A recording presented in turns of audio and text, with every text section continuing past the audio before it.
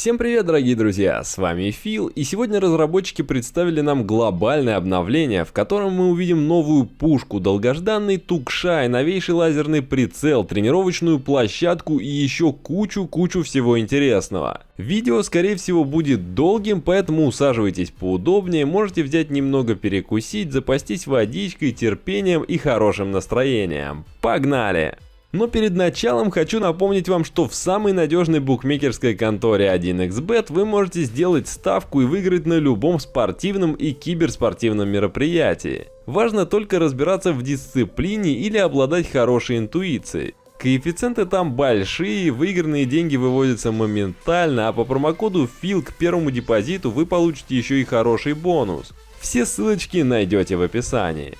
А начать я хочу даже не с обновления, а с информации про продажу ВК-сета.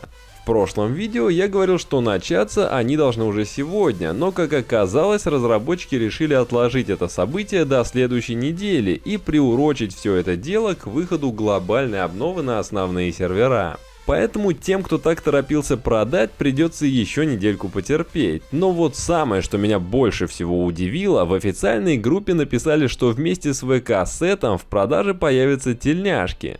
Да-да, те самые, которые выдавались за покупку PUBG через игровой центр Mail.ru. Я, если честно, думал и надеялся, что такого не будет и вещица будет до конца уникальной, но все же нет.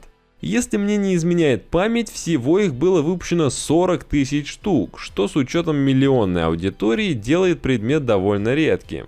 Какая будет реальная цена, остается только догадываться, но судя по комментам к этой записи, большинство людей готовы были бы расстаться с ней за 10 тысяч рублей. Так что, как ни крути, думаю, цена будет немаленькая. Ну а теперь давайте к самому обновлению. Оно уже вышло на тестовые сервера и весит 8,2 гигабайта, так что можете скачивать и тестировать все собственноручно. А изменения начинаются с отчета по программе FixPubG. В настройках игры была добавлена функция для тестирования входящего сигнала микрофона, так что теперь можно проверить его работу, не выходя из игры. Исправили ошибку, из-за которой после подключения геймпада от Xbox к компьютеру появлялось всплывающее окно, и оно очень мешало при выборе причины жалобы на экране смерти. Исправили положение персонажа в автомобиле, теперь ситуации, когда он сидит криво, быть не должно. Плюс исправили косяки с отображением персонажа в обычном мире.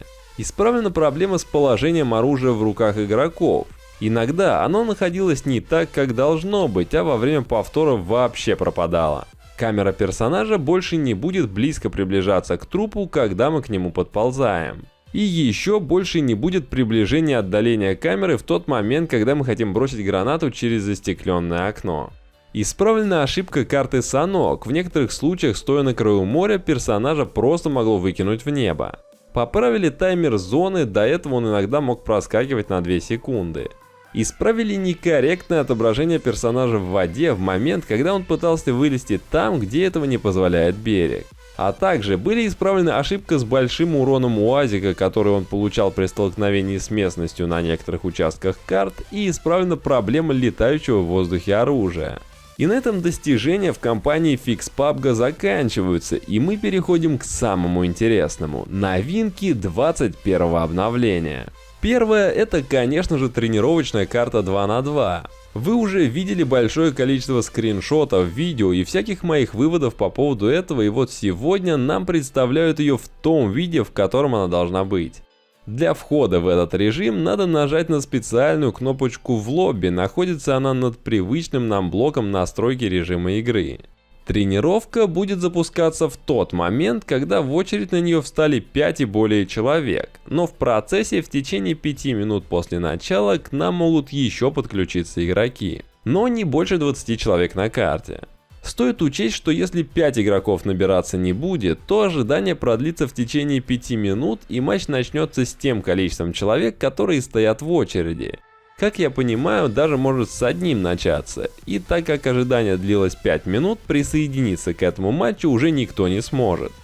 Сам матч в тренировочном режиме длится 30 минут. На карте есть все оружие, весь транспорт и, что самое крутое, как мы и хотели, все вещи, подобранные со столов, появляются снова буквально через несколько секунд. И да, не пугайтесь, если по вам начали стрелять. Убить в этом режиме никого нельзя, но здоровье отбавляется до минимального уровня, и если на вас есть броня, то ее тоже можно сломать. Сделали все очень по-умному, так, чтобы можно было протестировать, сколько выстрелов, к примеру, выдерживает то или иное обмундирование и сколько урона проходит по игроку. Но так как с друзьями зайти туда нельзя, для нормального теста придется либо одновременно заходить, чтобы все-таки попасть с другом, или пытаться договориться с кем-нибудь в чате. Как по мне, сделано все очень круто, по мишеням пострелять очень интересно, и что самое главное, теперь без проблем можно разбираться в нововведениях, пушках, обвесов и механике игры. Но, конечно, постоянно зависать там не будешь, если нет цели разбираться в чем-то конкретно, то надоест довольно быстро и хочется идти в классические катки. Второе, новое оружие МК-47 Мутант. Это штурмовая винтовка, стреляющая патронами калибра 7,62. В обычный магазин их помещается 20 штук, в увеличенный 30. Самое приятное, что новинка будет спавниться абсолютно на всех картах в обычном мире. На винтовку можно установить все типы модулей, кроме приклада, правда вот автоматического режима стрельбы на ней нет. Огонь можно вести либо одиночными выстрелами, либо очередями по 2 патрона. В связи с этим с нее комфортнее работать на средние и дальние дистанции, урон у нее, кстати, такой же, как у калаша. Я уже успел немного протестить ее на тренировочной площадке и, честно сказать, мне кажется, она очень комфортной. Но одно дело стрелять по мишеням, а другое врагов убивать. Надо все-таки опробовать в игре и потом уже сделать окончательный вывод. Третья новинка – эксклюзивный, долгожданный тук-тук, или как его называют сами разработчики, тукшай. Это маленькая трехколесная машинка, которая, судя по всему, заполнит весь Санок, так как разработчики планируют заменить ей уазики, дачи и даже микроавтобусы. По словам разработчиков, главное достоинство этой тачки то, что она очень хорошо вписывается в атмосферу карты, в остальном она медленнее и более неуклюжая, чем другие машины. Четвертое, новая система квестов, не путайте ее с операцией Санок, тут совсем другая история и все абсолютно бесплатно.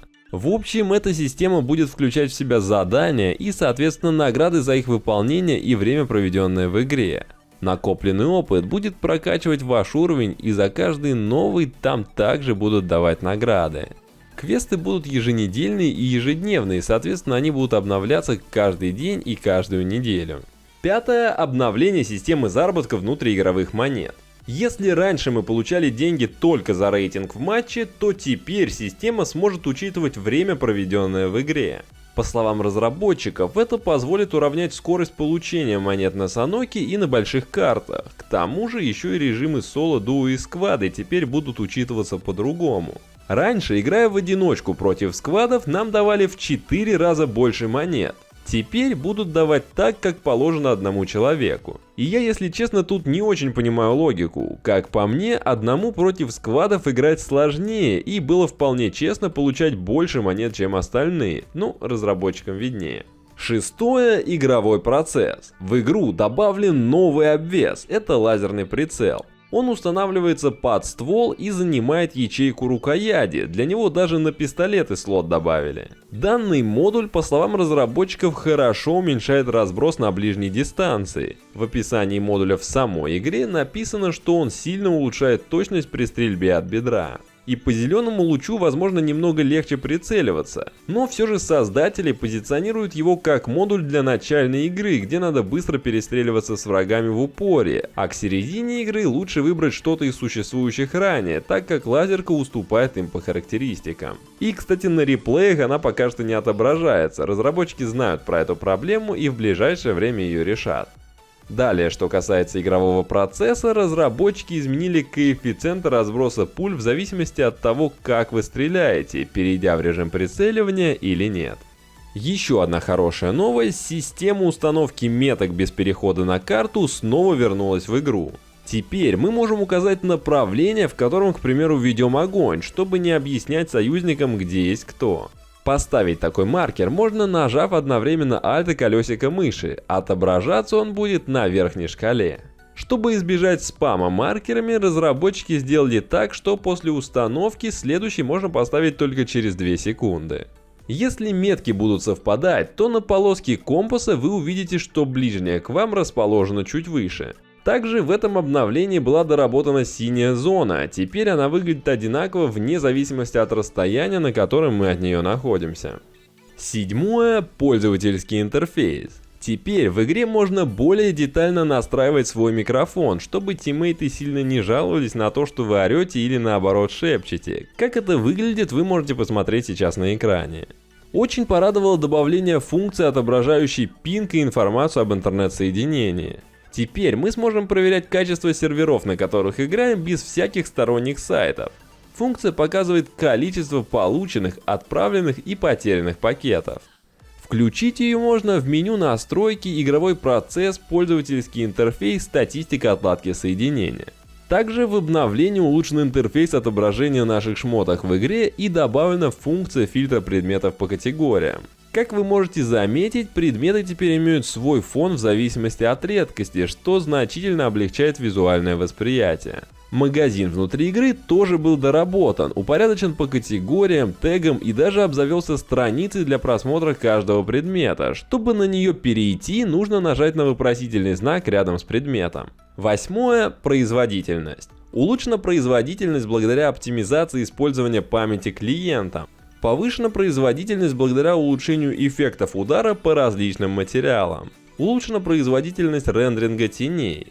Частично решена проблема с задержкой кадров, которая появлялась из-за перемещения текстур во время движения по карте. Плюс улучшен рендеринг горящего транспорта и лодок.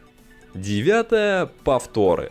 Улучшен метод управления свободной камерой. Сделаны улучшения, позволяющие разделять клик и перетаскивание, когда на экране появляется интерфейс повтора. Когда клик удерживается дольше 0,3 секунд, он будет восприниматься именно как клик. Если держать кнопку мыши нажатой дольше, это будет восприниматься как перетаскивание. И соответственно из-за обновления системы повтора, фриплей из более старых версий игры больше не работают. Десятое – кастомные матчи. Добавлены 4 типа шаблонов для пользовательских матчей. Санок калибра 45, халатное обращение с оружием, набор рыцарей пустыни и свинцовый дождь. В стандартных настройках изменены значения для перемещения местоположения игрока в комнате ожидания. Добавлена функция «Сохранить открыть» в настройках шаблонов для опций матча. С помощью нее можно сохранить до 10 шаблонов. Добавлена функция установки пароля для людей, которые хотят понаблюдать за матчем. Пользоваться ракетницей теперь стало удобнее. При получении ракетницы количество оставшихся аирдропов теперь отображается в интерфейсе в верхней части миникарты. При использовании ракетницы в интерфейсе будет отображаться возможность ее успешного применения. Скорректировано отображение области для появления ракетницы. А также убрали опцию регулировки синей зоны в режиме War Mode, но все-таки пообещали вернуть в будущем, только уже в улучшенном варианте. 11. Исправление ошибок. Исправлена проблема, при которой режим стрельбы возвращался к настройкам по умолчанию, если оружие было брошено и снова поднято. Исправлена проблема, из-за которой при установке AR-компенсатора на SLR горизонтальная отдача не уменьшалась. Исправлена проблема, при которой персонаж не мог выглядывать, если находился на газовом баллоне. Исправлена проблема падения FPS, которая возникала, если во время дождливой погоды персонаж плыл, перемещая камеру то под воду, то обратно. Исправлена проблема, из-за которой звуки выстрелов с глушака из АКМ и из берила были абсолютно одинаковы. Исправлена проблема, при которой персонаж мог пройти через деревянную дверь во время езды на скутере. Исправлена проблема, при которой игрок не мог подбирать предметы, если они были сброшены на лестницу или наклонную поверхность. Исправлены баги, из-за которых залезание в окна иногда не срабатывало на некоторых окнах карты Санок. И исправлена проблема, при которой индикатор здоровья иногда отображался красным. На этом на сегодня все. Вот такое вот огромное обновление выпустили для нас разработчики. Всем спасибо, что смотрели. Не забывайте ставить лайки и писать в комментариях свои мысли. Обязательно подписывайтесь на канал. Всем желаю удачи. Пока-пока.